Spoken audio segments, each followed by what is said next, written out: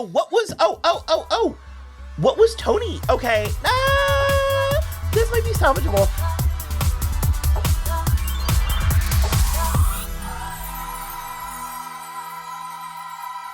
Hello, everybody. I'm Will. And I'm Kristen. And this is So I'm Watching Riverdale, Season 6, Episode 9. Chapter 104, The Serpent Queen's Gambit.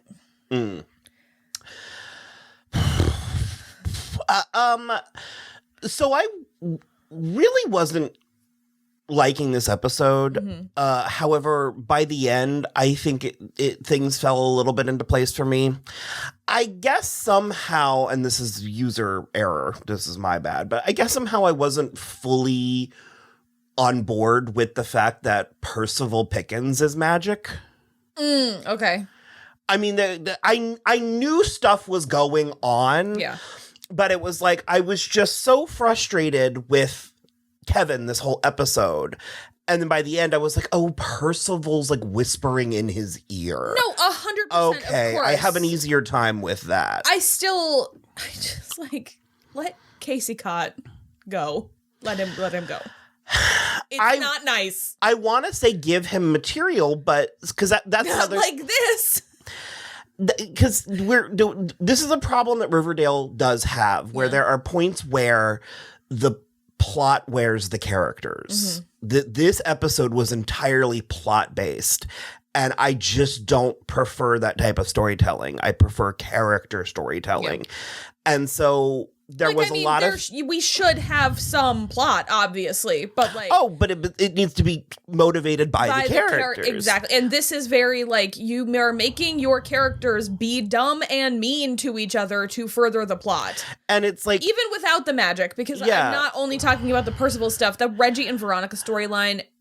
It took me all the way out. Well, the magic lampshades it, but the show is counting on the fact that we have a passing fondness for Reggie, that we're going to care about his trials and tribulations. I would argue that the show is expecting us to love Reggie Mantle when we in fact have a passing fondness for him. And I mean, that is not really an indictment of Charles. I think he's good. Yeah, he's certainly doing everything he can, and he has shown up for work every single day. Yeah, like as has Camilla. But it's like, it's just so for a show that has like actual parents on it, it's so weird that the show thinks we give a fuck about his dad. Okay, that is the part that makes me the most angry. And look, we've done it ourselves, but I cannot, with the audacity of Reggie to be like, your dad killed people and we're just fine with that, but you're gonna be a dick about my dad. And it's like, your dad beat you. Oh, so sure, but also that line I was also like, well, T. Of course, Veronica. Of course, but it's just two things can be true though. To my recollection, because I didn't really care for season 5, so I don't remember if they covered it, and my brain just sort of purged it. But it's like we went from his dad being an abusive father to like off screen being like, we buried the hatchet, and it's like, that's fine, I'll accept that, but to then put such emotional weight on the well-being of this character who is, I mean, we're watching him make mistakes, you know what I mean? It's like he's like getting in over his head at the casino and like begging his son's girlfriend to spot him $5,000. How are you not embarrassed? Like that, for me, that plot could work if like Alice developed a gambling addiction or something, because 100%. We have an understanding of who she is. But then also we like strangely have to find out in this episode that Mr. Mantle is also dying. Dying? And he has like a So year. Was that a flashback? Yeah. Dying. Sorry. I was gonna do that too. So was that a flashback? So because what happened? He had a stroke? I don't know. He needs a transplant. No, but he got sick or something like 2 episodes ago, and he like passed out. No, I don't care. Exactly, because I was like, I don't need that anymore, and apparently I did. But so he needs some kind of transplant. I'm imagining heart or lungs, and so then Reggie is keeping it a secret from Mr. Mantle. And are we gonna farewell him? The Mr. Farewell. Mantle? Yeah. The movie, because this show likes to pay homage to movies. Because it seems like he doesn't know he's dying. No, I don't think he does. So, is that how doctors work? Okay. I can't even get into that because the other thing is they're keeping it a secret from him that he's dying. And so the doctor's advice was, well, just like let him be happy for like, let him have as much. And so that's why Reggie was addicted Go buy to him Veronica. a steak. Let him sleep on the couch. Like, let him get up on the bed. Let him do zoomies on the beach. Like... But it's just so infuriating because that's the reason he was such a dick to Veronica because he was like, my dad's dying and this is his only but happiness. he didn't. But he didn't say that to Veronica. I don't know. I'm weirdly, because it's like, and meanwhile, Veronica, the lone voice of reason, being like, your dad has a problem. Like, should we talk about this? Can we? And he's like, fuck you and the horse you rode in on and I don't want to hear it. Well, it's just so funny because like while we're watching it, Rachel was like, this is not a healthy relationship. I mean, it hasn't been the whole time, but... It just made me laugh because it was such a straightforward observation that it's like, I mean, Archie and Betty communicate. It's true. Even Tabitha and Jughead, and he's deaf. Well, I forgot he is still deaf.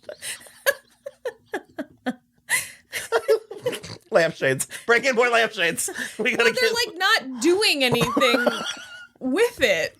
It's just like he can read minds, so now it's over. I love the whole scone incident, and Betty goes running to Archie, who she knows is invulnerable.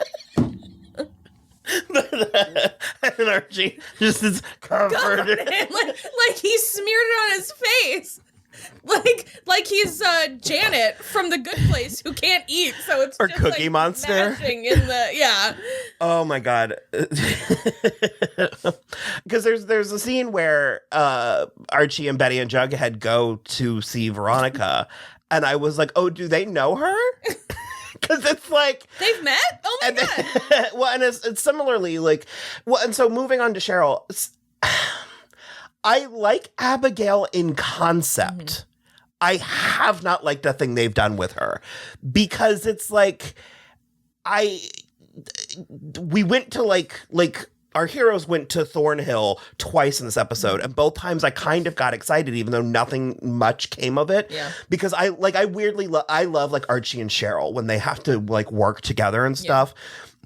Yeah. And I don't remember where I'm going with this other than I like the concept of this, but it's like I don't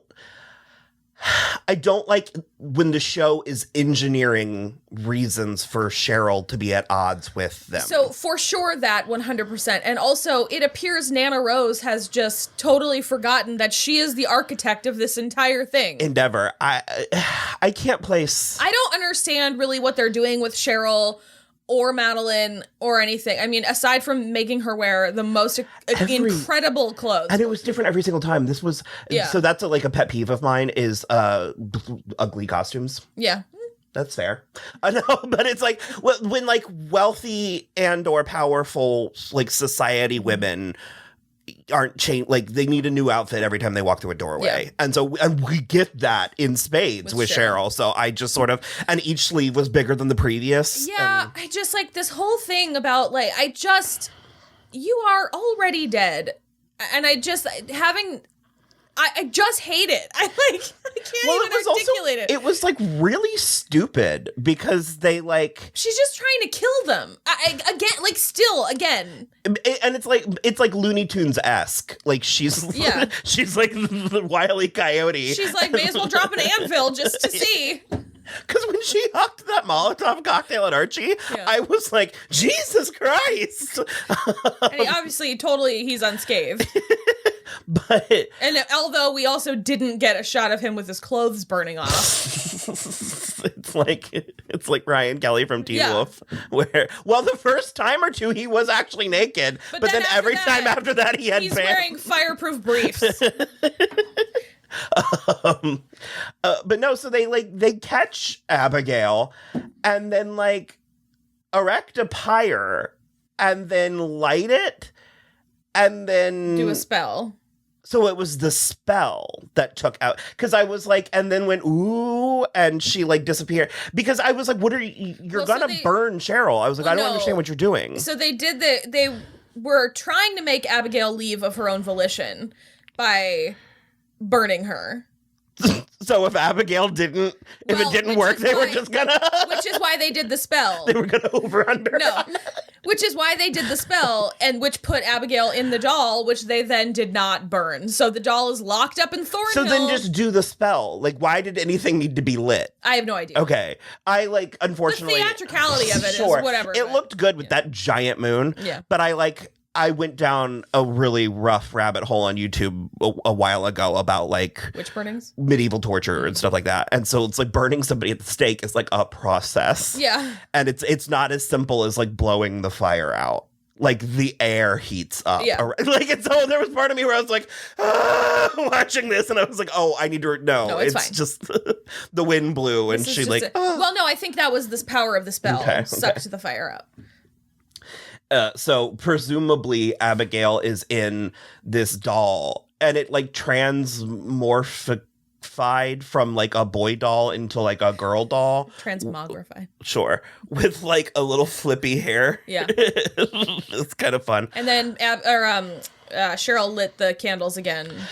And again, it's like, I like that in concept. I just want it to be, and I think it's the too many plates spinning is the issue.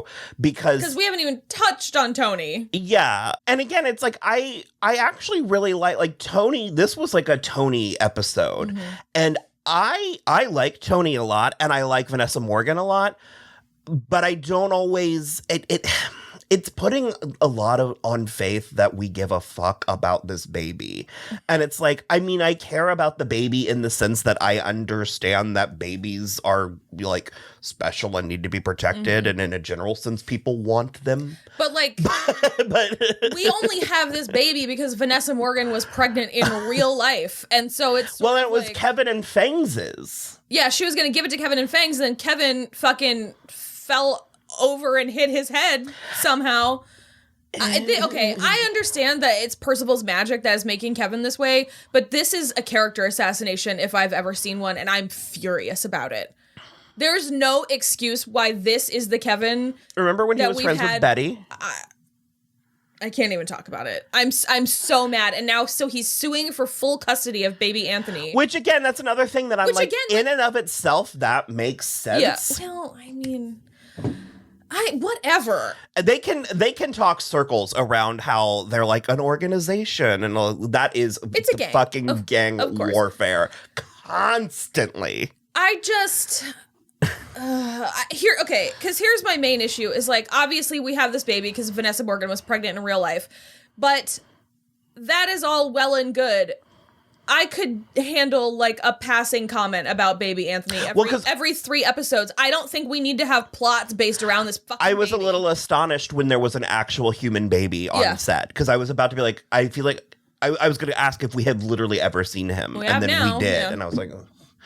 So it's just, but it's like, because then Percival kidnapped him in order to incite a war with the ghoulies and the serpents so that then the police department or the sheriff's department could round up all of the serpents. And instead, Toni was able to get them on camera peacefully surrendering so that Percival couldn't claim that they were resisting arrest. And so in a fit of presumably rage, he then went to the ghoulies and talked them all into killing themselves. When she was filming, it's another one of those things where I was like, it goes back to the like the unhoused conversation we had last week, where I was like, I appreciate them attempting to bring some of this stuff in. Yeah.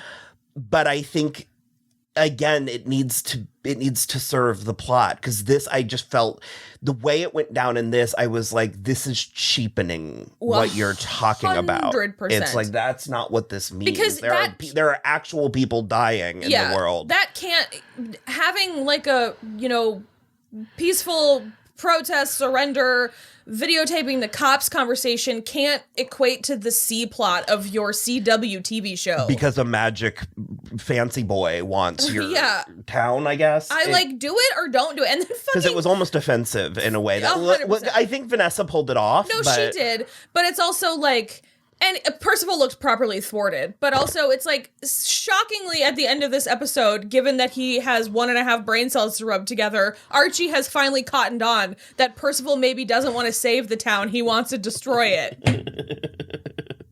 Are you kidding me?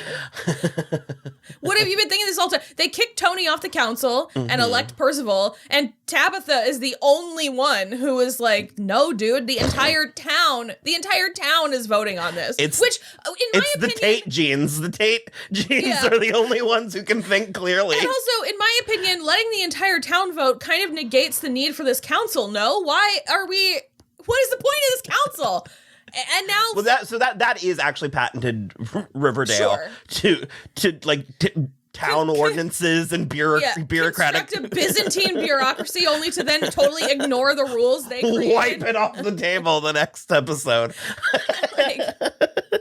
It's ridiculous. I just sort of I want to understand, because we do like mysteries. I mean, all of season 1 was around a mystery, but it's like I want to understand at least half of what's happening, because we were in the dark with every single plot, and so it's like I want to understand what's happening, and I want to care about it, and it's not as simple as taking characters that we like and dancing them around like puppets. Well, because that's the other thing is like they have managed to turn the entire town into a bunch of sycophantic Republicans, to which I'm just like, I don't want this. Like, Jughead is listening to everybody, and they're all just like, this town ain't safe anymore for a nobody, and it's horrible. It's like, I don't like watching these characters that I do and have liked in the past just behave like total assholes because of magic. Like, not one of them is immune to it besides Archie, Betty, and apparently Jughead. Tabitha,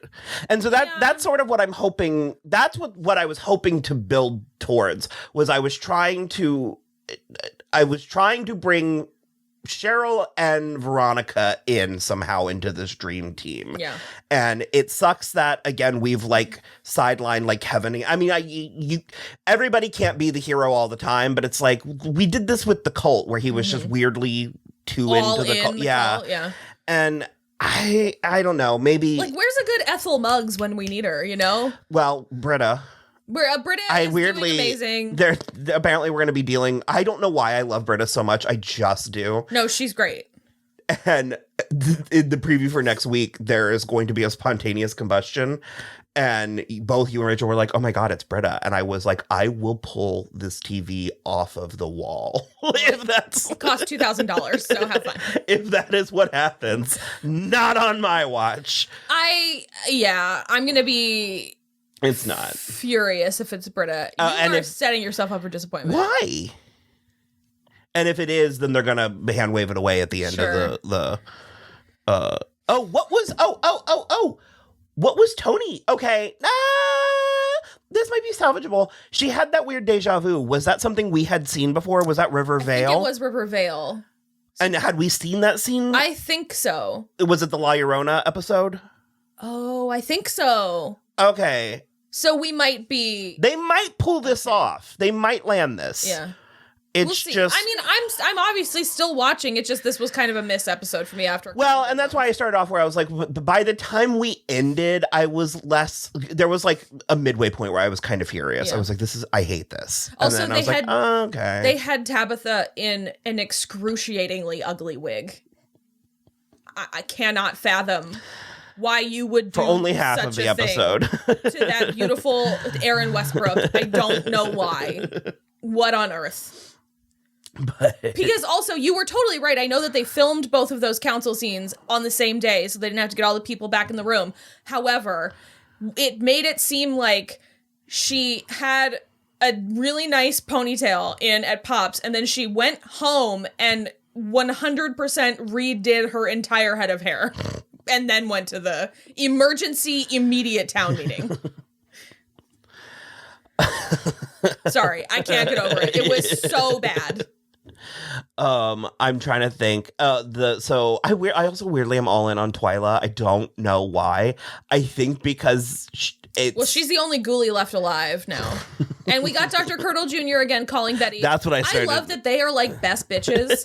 And he just is like, Miss Cooper, I have some news. It looks like all the grievous news killed themselves. So all 22 of them, he is one corner, and he's got now 22 bodies that he's dealing with in what seems like an un-air conditioned office. But yeah, so it seems that that Percival, I guess, like manipulated them into what do they call it? Immolation is fire, but self like. Yeah, I mean, suicide. I mean, really, it's a lot. It was. So yeah, I think that's largely it. Oh, I mean, we didn't actually put a button on it, but it was Britta basically like thought loudly at Jughead, and that's how they figured out that Cheryl was like a prisoner. That scene was so funny because he was meant to talk to Cheryl, and Britta was scared, and he was like, "Can you tell me?" And she's like, "No, she knows when I'm like." They didn't even bother to like. It was like she knows when I'm lying, essentially, and he was like, "If you," and he was like, "Maybe really if you thought hard, it really loud, I'll be able to hear it." And she was like, "Gotcha." And then he was like, whoosh. Like it was really funny. That is one of my favorite. It's an over under, but that's one of my favorite Riverdale staples. Yeah. When they're like, we just gotta go. Let's don't got the time. Got TBD and I'm late for yoga. Yeah. So they're also just like keep on insisting on the Frank and Alice. I don't mind the relationship, but they just are like hard sucking now. Yeah. Oh well. So then I guess they're already taken in though. Yeah, they're taken in for sure. Because, like, Archie comes home from running in the morning, and Percival is just, like, having a coffee with Frank at the dinner table, and he's like, get the fuck out of my house. He's got some really good ideas. Yeah, it's really... I don't know, at this point, just lay down and die. Like, just let him. Yeah. Just let him do it. I'm like, okay. Whatever. So, okay, well, that was... We'll be back next week for an immolation.